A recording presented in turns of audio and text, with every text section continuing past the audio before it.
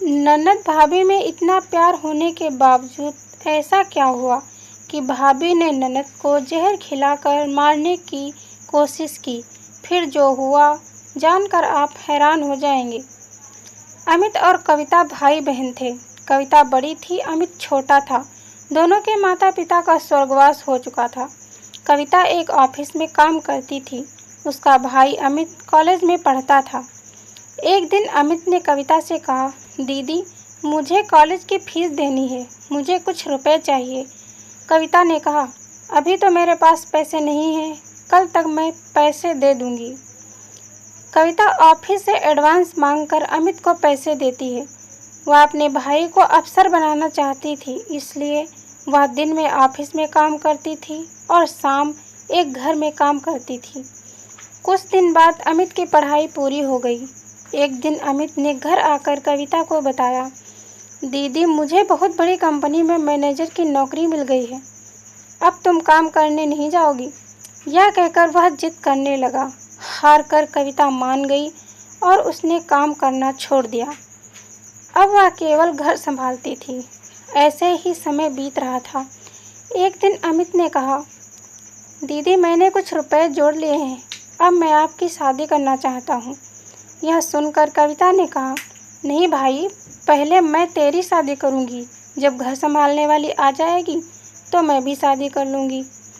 कविता ने एक अच्छी सी लड़की देखकर अमित की शादी कर दी। अलका को भाभी के रूप में पाकर कविता बहुत खुश हो रही थी। धीरे धीरे अलका ने पूरा घर संभाल लिया। तीनों बहुत खुशी से रह रहे थे। एक दिन अलका की माँ अलका से मिलने आई। उन्हें कविता शुरू से ही पसंद नहीं थी।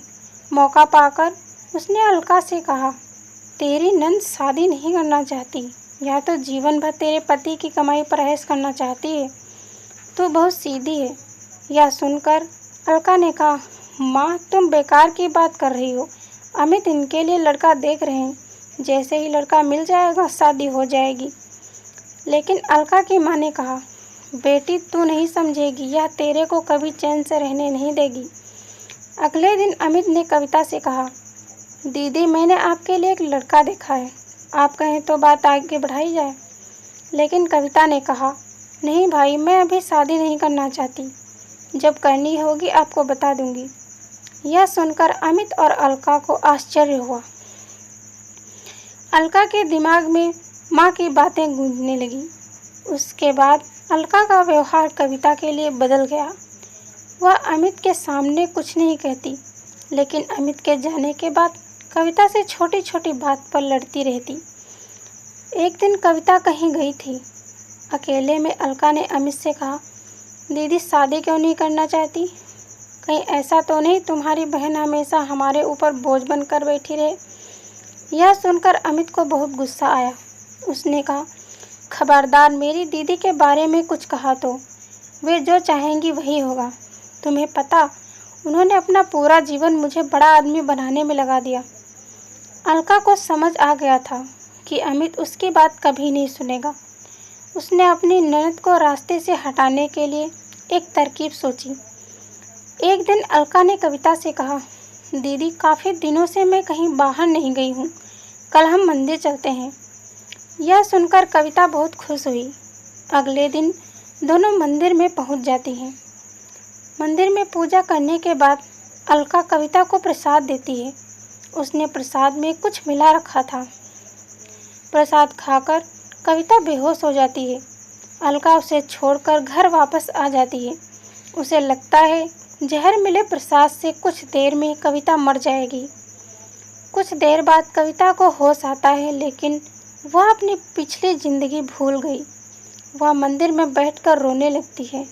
शाम को जब अमित घर वापस आकर अलका से कविता के बारे में पूछता है तो अलका कहती है, दीदी तीर्थ यात्रा पर गई हैं, कुछ दिनों में वापस आ जाएंगी।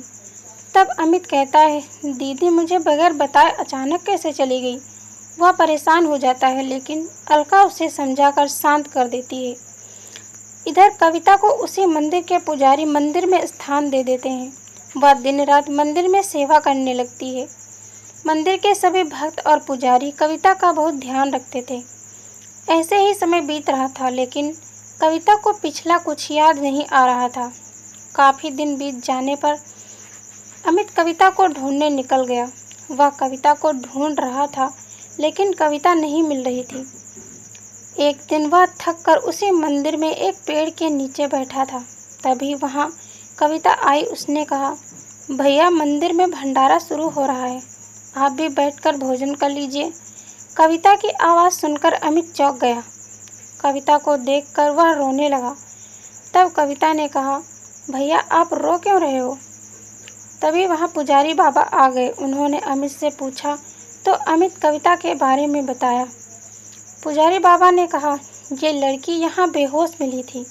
होश आया तो इसे कुछ याद नहीं था। अच्छा हुआ तुम मिल गए। इसे अपने घर ले जाओ। भगवान ने चाहा तो वहाँ जाकर इसकी याददाश्त वापस आ जाएगी।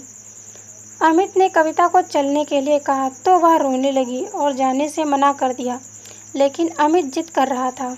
तब कविता ने कहा, भाई, मुझे सब कुछ याद है, लेकिन मैंने जानबूझकर नाटक किया ताकि तुम और भाभी मेरे बिना खुश रह सको। भाभी को मेरा घर में रहना पसंद नहीं, इसलिए अब मैं उस घर में नहीं जाना चाहती। यह सुनकर अमित रोने लगा और कविता से बोला, दीदी, अगर आप घर नहीं चलोगी तो मैं भी नहीं रहूँगा।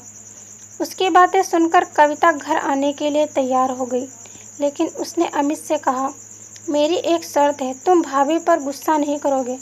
अमित मान गया और कविता को लेकर घर आ गया। कविता को देखकर अलका सहम गई। वह रोने लगी और उसने अमित और कविता से माफ़ी मांगी। कविता के कहने पर अमित ने उसे माफ़ कर दिया।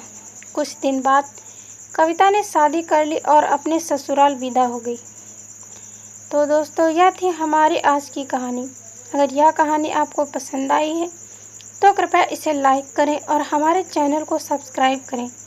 कहानी आपको कैसी लगी, कहानी पर अपनी राय देने के लिए कमेंट करें। धन्यवाद दोस्तों। Thanks for watching this video.